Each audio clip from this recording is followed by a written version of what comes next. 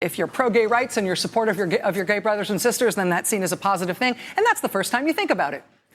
Among gay people, what we live before we come out is a time of being closeted. And being closeted is an active thing. It's not an absence of something else that straight people can't notice. And I don't exactly know. I'm sure there's ways in which I'm being very politically incorrect by bringing this up, particularly with a presidential candidate. But for somebody who has put his marriage at the center of his campaign and talked so much about what that means in terms of his hope for the country and evolving values, I do think it's interesting to try to define what's otherwise seen as negative space. I mean, for me, coming out was an inability to live as a closeted person. He lived as a closeted person for a longer period of time. Everybody's path to getting there is different. But I wanted to talk to him about how he got there. So I don't know if that was the wrong thing to ask, but it was sort of my burning question about that element of his campaign. Well, I think that's what you have to ask. It's so interesting because we do these, you and I do this very differently, because all I care about is policy, presidential policy. When you're in the Oval Office, what will you sign? What will you veto? And you find out in your interviews much more about the person than I do. And I'm actually relying on you to do that. And it's kind of why I'm working in another space. It's one of the reasons I work in another space with them. And I think the fact that you were trying to get inside what that experience is, what that formative experience is, it lives in a long tradition of candidate interviews in which, in a variety of ways, people are trying to get inside the experience of that person and what it was like growing up in a certain way, or what it was like in military service and combat. And that issue, that what is inside this person, is something that presidential campaign interviewers have been pursuing for decades. Well, yeah, I wouldn't put your money on me as like the humaniteer here. As like the person who's like great with the personal questions. It's not usually my thing. But I do feel like if you're going to go the distance in a presidential campaign, if you're going to get anywhere near the nomination, you are going to be, and you ought to be, subject to multiple full body MRIs. And that includes your soul, and that includes your evolution, and that includes the places in which you've faced dark times and made hard decisions and come out the other side of it with a story to tell. And so some of that is policy, and some of that is values, and some of that is how you've chosen to live. And so, I think with all of these guys, particularly because there's going to be 500,000 of them running in the Democratic campaign, we're all going to have to figure out how to ask all of them everything all the time. Okay, so quick final question for you. I don't know if it's quick, but was it difficult for you to decide whether to ask that question? Yes. In part because I felt like I had to like preface it with like, here's the thing about me, which is which I am allergic to. So that made it hard to ask. But I also learned a bunch about him, so I think it was worth it. Rachel, it really was worth it. We really appreciate it. Thanks, Lawrence. Thank you, Rachel. Well, we have much to cover now in this hour. The Mueller report, we now know, the redacted version of the Mueller report will be released on Thursday. That's the breaking news from the Justice Department this morning. We have known that since this morning. We also have campaign news to cover tonight. Rachel's extraordinary interview. Bernie Sanders appearing on Fox News. Bernie Sanders releasing his tax returns today. Kamala Harris releasing 15 years of tax returns this weekend. Much to cover in the presidential campaign. And then, of course, there is the tragedy in Paris today. And at the end of this hour, I'm going to take some personal time at the end of this hour to talk about what is at stake in the rebuilding of the Notre Dame Cathedral. The president of France vowed to rebuild today. We will consider what was lost today, and we will do that through the eyes of Kenneth Clark. Kenneth Clark was the most esteemed art historian of the 20th century.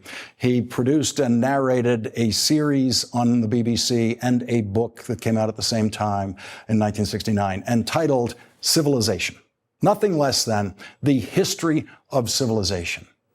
And the place where Kenneth Clark stood to speak the first words of the story of human civilization was in front of Notre Dame Cathedral. We will hear those words from Kenneth Clark at the end of this hour and consider what we lost today and what we have to achieve in the rebuilding. Notre Dame Cathedral was open to tourist visitors today from 10 a.m. until 6:30 p.m. That was the official schedule. About 15 minutes after the closing time, as the final tourists were being ushered out of the cathedral And as the workers who have been refurbishing the cathedral were mostly out of the building, the first plumes of smoke were seen rising from the roof of the cathedral. The catastrophe that followed happened fast. Suddenly, during lunch hour here on the East Coast, we were all seeing images of the flames pushing through the roof of the 800-year-old cathedral. At 7:07 p.m. Paris time, Reuters reported the first sight of flames, and for the next agonizing hour, it seemed nothing could slow down those flames. Hundreds of firefighters converged on the scene.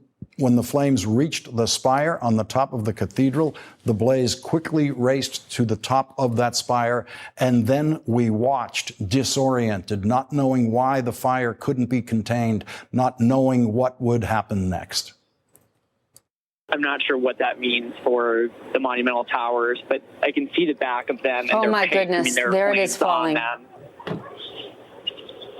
Michael, so you know, we are looking, oh my gosh, at video right now, the images. Wow. Wow. That is just like a dagger to the heart of Paris to see that happen. It's just, that's remarkable. And the world went speechless. An hour after the fire started, the spire fell, and minutes after that, at 8 p.m. Paris time, the entire roof collapsed. After that total collapse of what was left of we were not sure what would be left of the cathedral. Anything seemed possible. Liz, I'm going to interrupt you with a sobering bit of news. The French Interior Ministry, an official from the French Interior Ministry now says firefighters may not be able to save the cathedral. What? This is from a ministry official. Firefighters may not be able to save the Notre Dame Cathedral.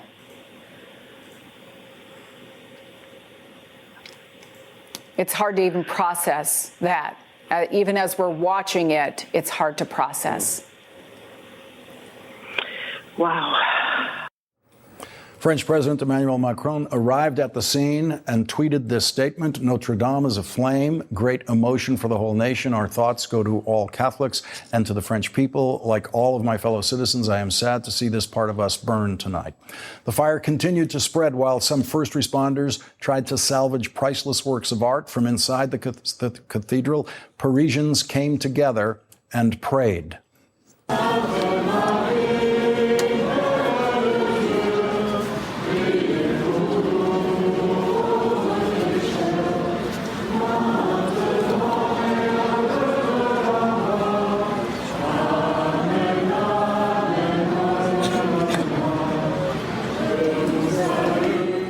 Finally, at 10:55 p.m. Paris time, the police chief announced that the cathedral's main structure, including the two bell towers that frame the entryway, have been saved. French officials say that no one was killed in the fire, but say one firefighter was seriously injured. These photographs show the altar of the cathedral as President Macron surveyed the damage. President Macron then vowed to rebuild.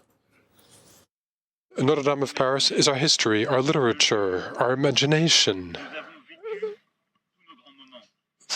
The place where our big historical moments, plagues, wars, liberation, it is at the very heart of our lives. With pride, I tell you tonight that we will rebuild this cathedral all together.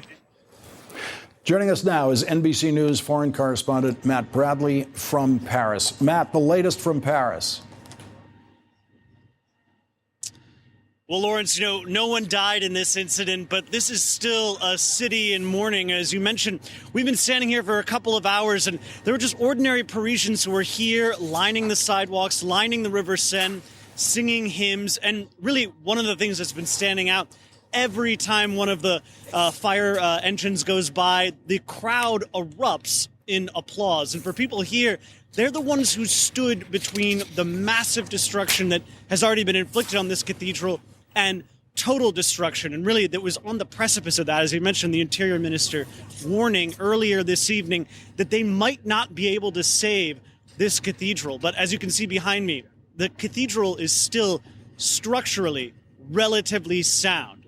And so they're able to rebuild, and that's a real feeling of hope that's pervading everything here in Paris, because this is central not just to Catholics, it's central to all of French culture. You know, it's interesting, when the road signs outside of Paris, when they measured the distance to Paris, this is ground zero. This plaza in front of the Notre Dame Cathedral is the point at which they measure all distances to Paris. So it's central to everybody here, whether you're religious or not.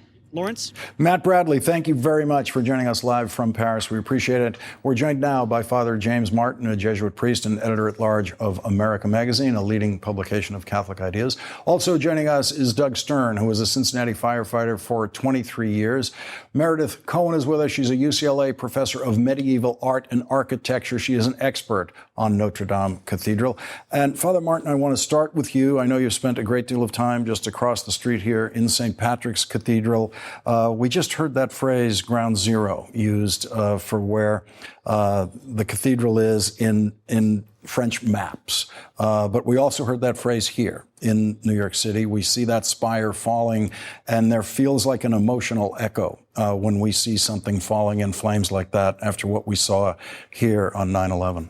Well, I felt the same way. When I saw that spire collapse, I was immediately transported back to 9/11. I was here in New York City and watching some of the buildings come down, and just how devastating that was. And I would imagine this is kind of like 9/11 for France, certainly for the church in France. It's a sort of multivalent symbol. It's a symbol of Catholic France. It's a symbol of France itself. And in many ways, it's a symbol of European Catholicism, too. I can't think of another church outside of St. Peter's that is that iconic. And great work done by the first responders, making sure there were no fatalities in this, which, of course, is the incalculable difference between this and 9/11. Doug Stern, you're with the International Association of Firefighters. It is, in fact, an international association. You fought fires for 23 years in Cincinnati. We were all wondering, we don't have your expertise, and we were wondering as we watched this, why isn't the fire being put out? If we can see the fire, why can't we get the needed water on it? Why can't we get what it needs to stop? What was it that made this so difficult to contain and finally stop? There are several reasons, Lawrence. One is just the volume of fire, first of all. By the time the firefighters got there, in a building that size of that age, the fire had a pretty good head start on them. The second reason was they prioritized what they could do. And I really think a lot of the reason that cathedral is still standing this evening is because those firefighters took the appropriate measures.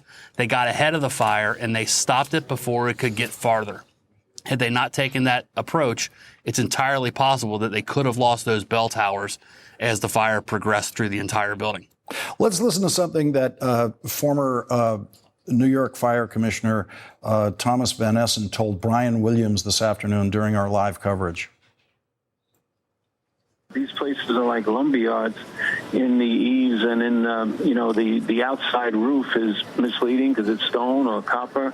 The inside ceiling, you think that's it's plaster, but in between is a tremendous amount of lumber that if it gets going, you're going to have a real tough time putting it out, and that's what they ran into today. Just didn't get it out fast enough.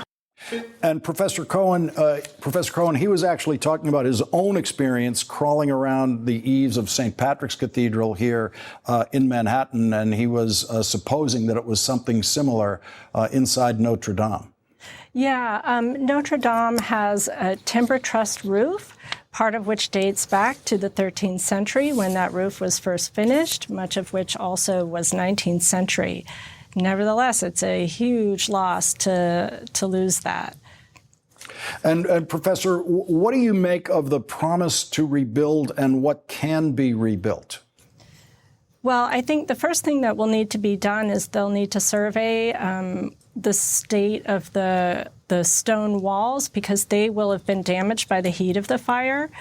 So they'll have to, assess the damage, the walls, the possible stained glass, and then question, what to rebuild and how, vaults, and then the question is about the spire. What's lost is lost. You can't rebuild the past. So you can make a fictive, reproduction of the past, or you can make something new, but you can't reproduce what's been lost. Father Martin, when you saw those images of the altar of the cathedral, what was your feeling when you saw that? After the fire had been put out or sort of tamped down, that there's a great symbol of hope there.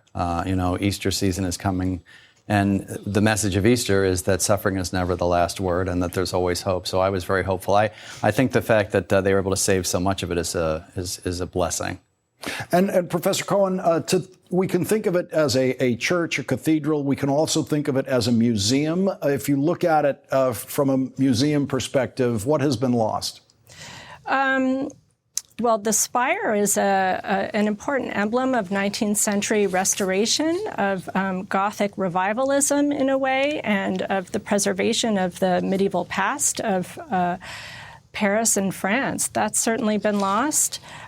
We are really fortunate that the main structure hasn't been lost, some of the oldest things, but nevertheless, the roof with its 13th century timber truss and the spire are gone and cannot be replaced. I'm not sure if some of the glass has been gone. It looks like some of the vaults have been destroyed. So that's, 13th century, 12th and 13th century know-how that we've lost permanently. Doug Stern, what has to be established within that structure before any real rebuilding work can even begin to take place? I think the first thing they're going to have to do is look at the exterior walls and make sure that it's safe to enter the building so that there's no further damage or no further chance of a collapse, rather. The one thing I will say is going into that structure when it was on fire to save the heirlooms and the artifacts that they were able to save really speaks volumes about what those firefighters were able to do. If you look at some of the damage, there's no doubt while they were in there trying to save everything they could, there was debris falling from the top of that roof all the way down to the floor that they were at. The fact that there was only one firefighter injured really speaks volumes to the dedication and the fact that they did what they had to do in a safe manner, but they saved quite a bit as they were doing it. Really heroic work. Doug Stern, Father James Martin, and Professor Meredith Cohen, thank you all for starting us off tonight on this tragic subject. We really appreciate it. My pleasure. And when we come back, we now know the William Barr edited, redacted version of the Mueller report will be publicly released on Thursday. But today, Congress actually has been continuing its investigative methods of President Trump in the form of subpoenas to a bank and an accounting firm that have done business with the president. That's coming up next. And in presidential campaign news, we just saw Rachel's extraordinary interview with presidential candidate Pete Buttigieg. We will talk more about that later in this hour. And at the end of the hour, a special last word about what was lost today and what is at stake in the rebuilding of Notre Dame Cathedral.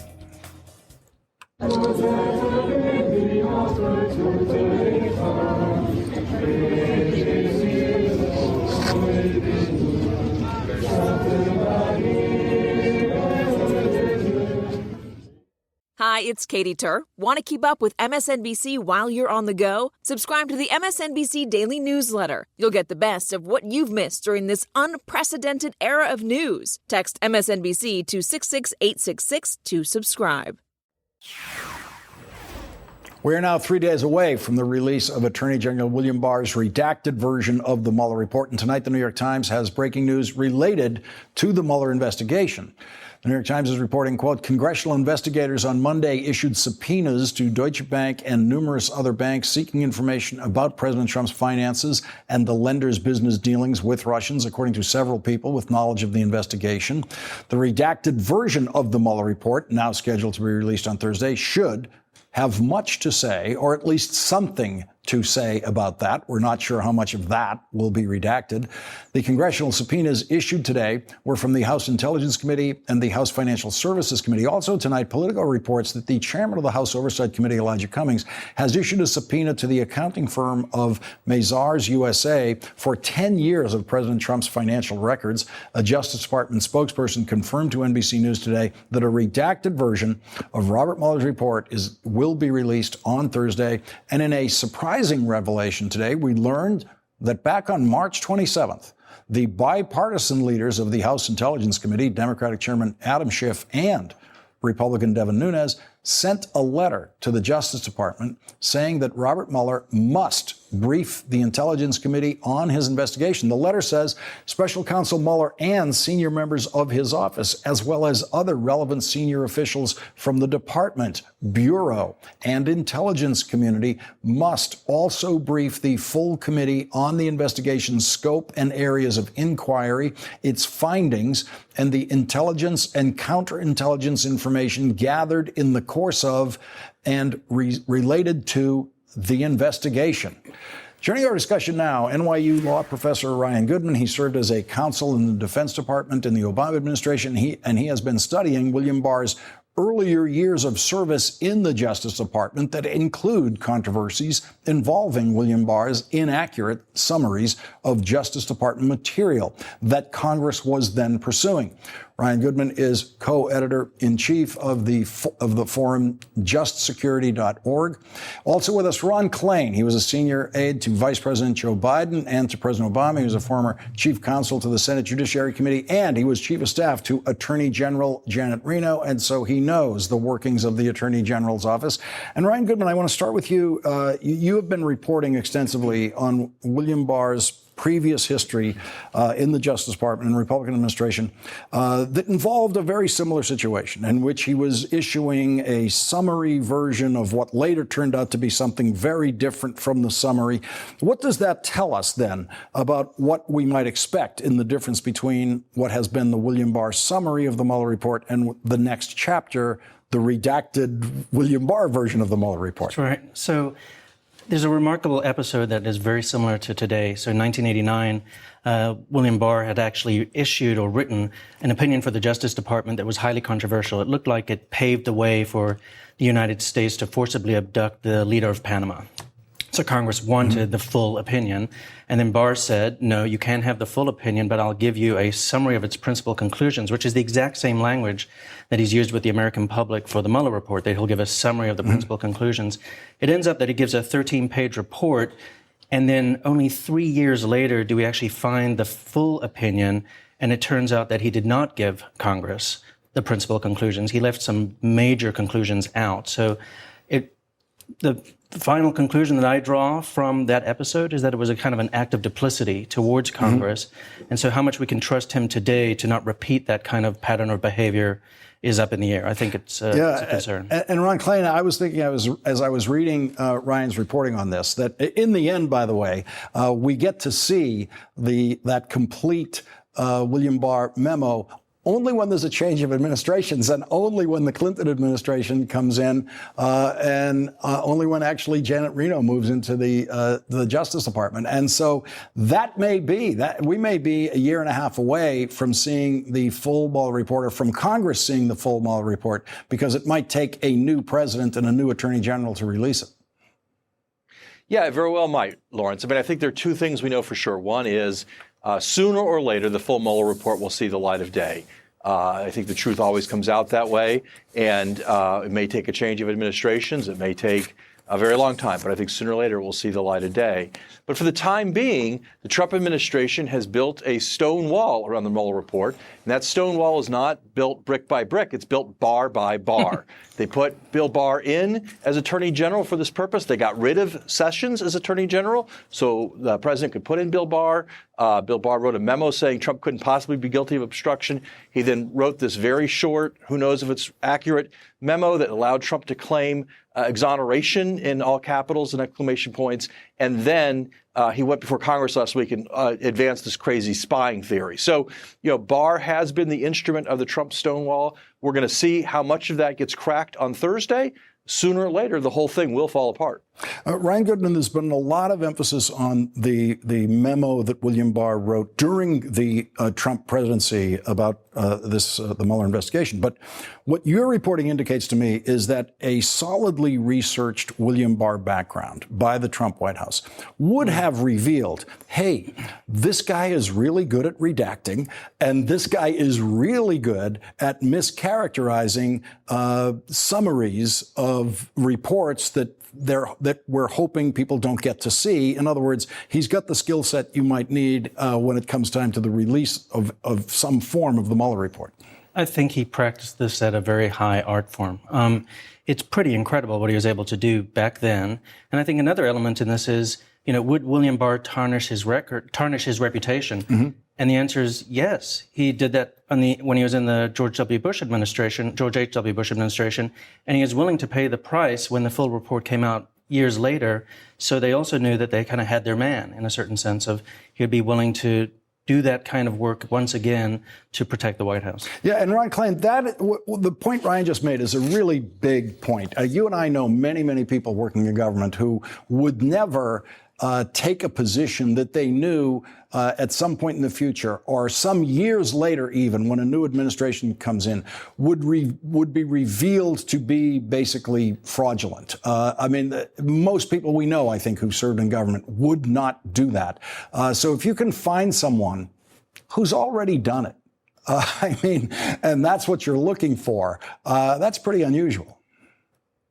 It is unusual, Lawrence. And look, I think as amazing as it is to say this, Jeff Sessions, very conservative, someone who I criticized a lot as Attorney General, held the line against Donald Trump and refused to unrecuse in the Russia investigation and turned the thing over to Rod Rosenstein to manage. And so, he wasn't willing to corrupt himself in this way for President Trump.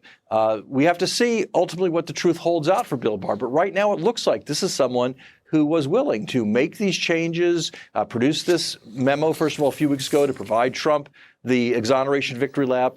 And then we're going to see how much redaction was done and how indicative the redaction is. There's a lot of focus on the amount of redaction we're going to see on Thursday, but really just a few words can make all the difference. And so until we see the full Mueller report, we really won't know what Robert Mueller found about what happened in the 2016 campaign and then what Donald Trump did to obstruct justice in the investigation of that campaign. Well, we all know what we're going to be doing all day Thursday and what we're going to be talking about at this hour on Thursday night. Ron Klain, Ryan Goodman, thank you both for joining us tonight. Really appreciate it. Thank you. And when we come back, a look at the extraordinary moment tonight in Rachel's interview of Pete Buttigieg, something we have never seen in an interview of a presidential candidate before.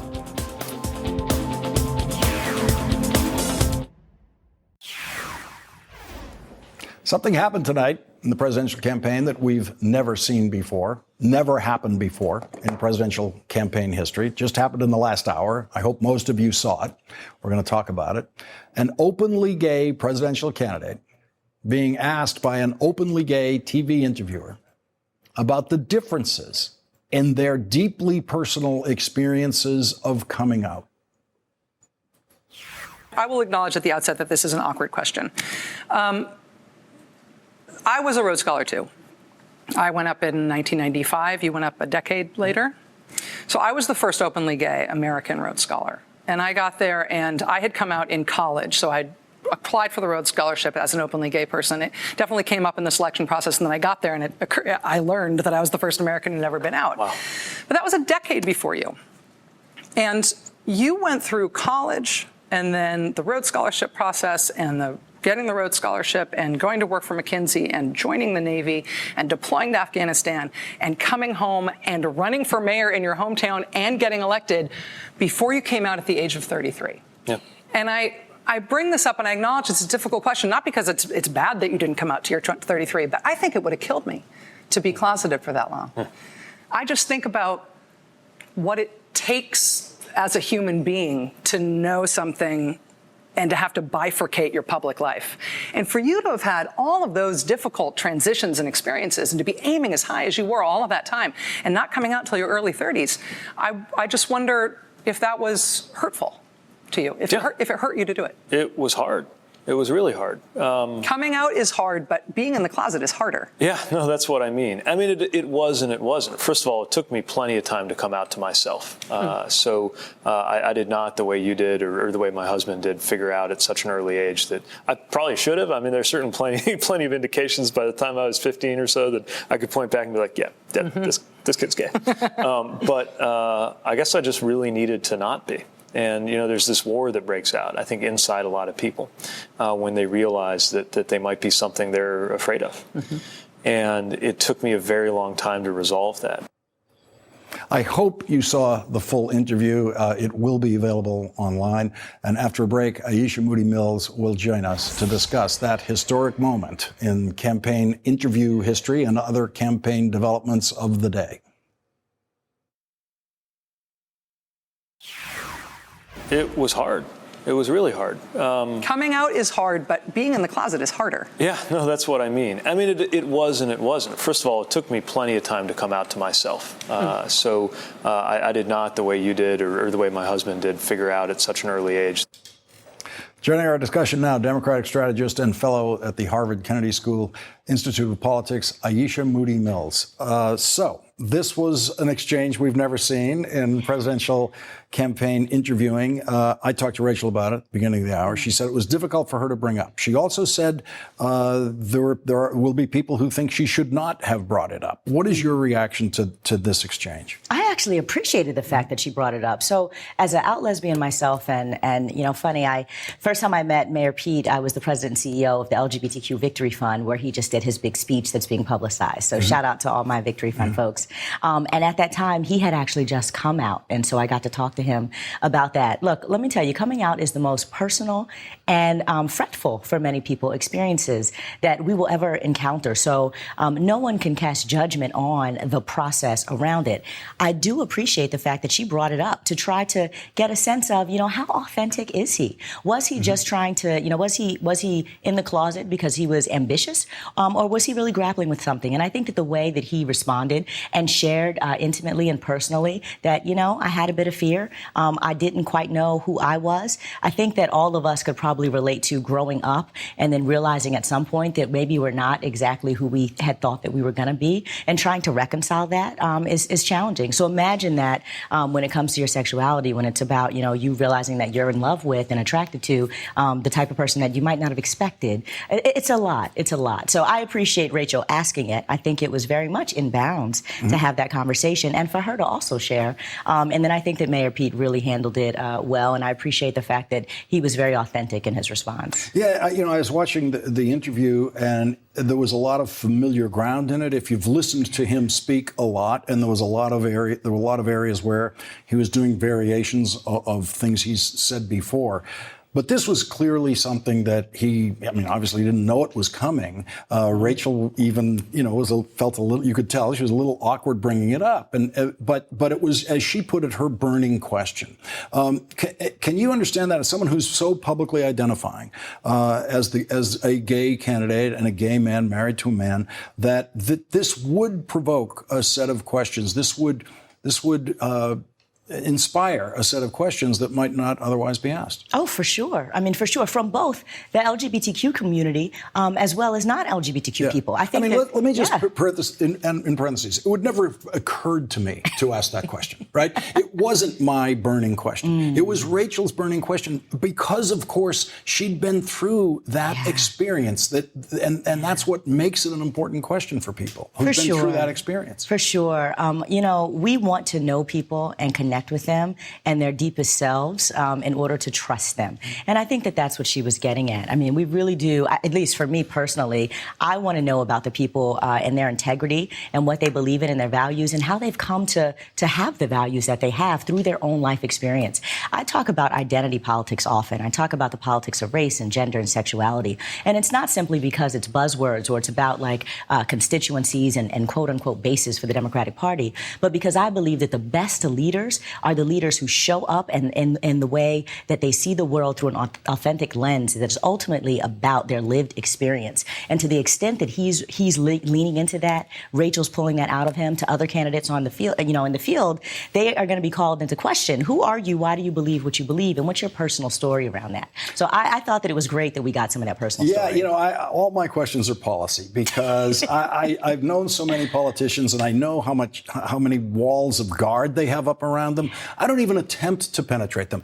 I don't care what you are as a human being because I don't think I can find that out on TV. I don't think I have the tools. But what I felt I saw in that moment was Rachel reaching in there and finding something for us, and that Pete Buttigieg then delivered that we wouldn't have found in any other interview. And I talked to him afterwards, too. Oh, you did? Great. I did, and he was surprised. Not shocked and taken aback so much as I said, hey, you did a great job. And he was like, yeah, that was surprising. What do you think? And I said, I thought that it was wonderful and elegant and charismatic. And clearly, I would imagine a bit cathartic, too. A bit cathartic, because when you spend your life... And what did he say? And he just kind of like nodded, but he's been in this journey since, I think it was 2005, of coming out. And there is a relief that happens when you can show up as who you are. My own personal story, I didn't come out until I was in my probably late 20s, I would say. And so from a professional context, I ended up coming out on the front page of the Washington Post, my wife and I. If you're going to do it. Just might as well bust out. But all of my colleagues, they looked at me and they're like, oh my God, I had no idea. Now I understand you. Now I know you. Now I feel more connected to you. And my relationships actually strengthen. And there's something that's really cathartic about that. Something really warm and a connection that happens. I've been on that side of it where a friend has come out to me and we just became much closer because of it. And I realized in that moment that at some level there was some part of me that was feeling lied to over a period of time, the previous couple of years, and then suddenly that was all lifted. So you've heard and seen Pete Buttigieg more than most of us. You've seen his confidence. What did you make of his confidence in handling that moment for Rachel, with Rachel? Did it seem like he was still, holding that confident position that he always holds? Now, I mean, look, I think that he is a very, very, very smart man, clearly. He also has a lot of passion and a lot of conviction, and he knows what he believes in, and he knows what he wants, and he knows what he wants to do for America. That completely comes across in all facets of his conversation. So when he was talking about policy ideas, when he was talking about being a bit of a disruptor, and how he was going to challenge the status quo, I thought that everything that he talked about, he had a lot of conviction and confidence in, because these are things that he has really studied, really put his positions together over time and analyzed. And so it seems to me that he's not someone that's a little nervous off the cuff, because he is a very, very, very thoughtful and calculated candidate. So the New York Times reporting today that he has been deliberately avoiding policy specifics and is trying to set a narrative and a story about himself first. Is that what you expected him to do as a campaigner? And do you expect, since you know him so well, to hear the kind of Elizabeth Warren level policy specifics that we've been getting from her? So the beauty of where he is right now, I think his campaign would say, is that he's still introducing himself to all of us, right? So no one knew who Mayor Pete was, and now he's just shown up. So surely there's an introduction process that has to happen. Now, unfortunately, most of the other candidates have a record, so we already know who they are. So they're in the process of being critiqued, where he's still in the process of saying hello. I do believe, though, that when the summer comes and he gets on the stage and there's real substantive policy conversations happening, he's going to have to account for that and talk about what he's done, what he will do. But right now, he's going on an introduction tour, right? And that is playing to his favor. But I think the honeymoon at some point will be over. Aisha Moody Mills, we really needed you Thank here you, tonight. Sir. Thank you very Appreciate much you. for being here when we needed you. And when we come back, what we saw today in Paris and what it tells us about civilization.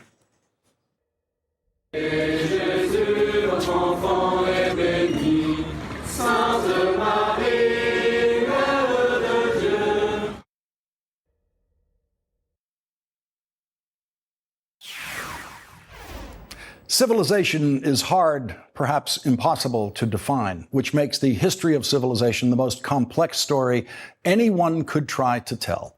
The esteemed British art historian Lord Kenneth Clark gave us his version of the history of civilization in a book in a 1969 BBC series entitled Civilization. Kenneth Clark added the subtitle, quote, "A Personal View," so that no one would take his enthralling television lectures as the definitive story of civilization. Lord Clark relied on a principle first enunciated by the artist and art critic John Ruskin in Ruskin's The History of Venice, published in 1884.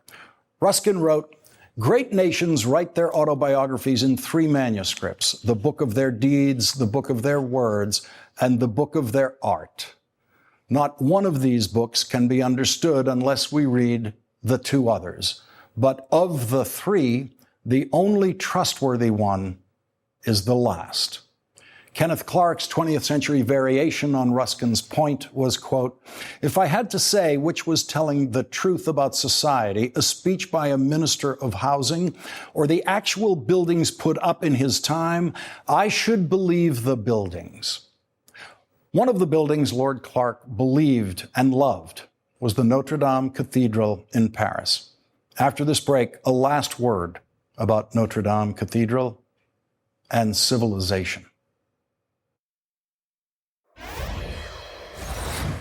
In his 1969 BBC series Civilization, which came to the United States a year later on PBS, the 20th century's leading art historian, Lord Kenneth Clark, offered this definition of civilization at the beginning of the first episode.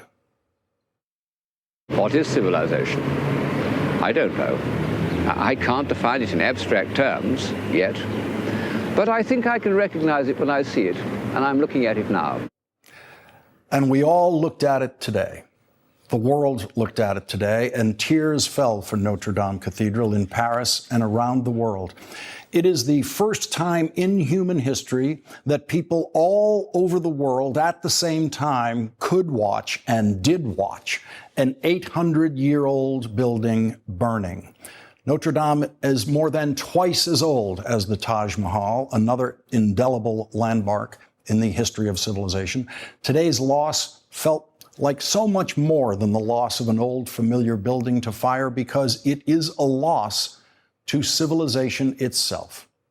If you are one of the lucky millions of people who have visited Notre Dame Cathedral, you now know that you were among the last to see it as we knew it. No visitors, again, will ever see what you saw. But today, France's President Emmanuel Macron promised to rebuild Notre Dame Cathedral. The French will rebuild Notre Dame Cathedral. Civilization will rebuild Notre Dame Cathedral. And your grandchildren will see something as important as you did if they get the chance to visit Paris. They will see in a rebuilt Notre Dame Cathedral civilization's perseverance. They will see civilization's strength. And they will see something you might never see. They will see the old parts of Notre Dame Cathedral that survived the Great Fire of 2019, and then they will see the new parts, the parts you might never see. And when they leave the rebuilt cathedral, they will know this truth. Civilization cannot be built and left to stand to be stared at by tourists and studied by scholars. Civilization must be built and then rebuilt and then rebuilt.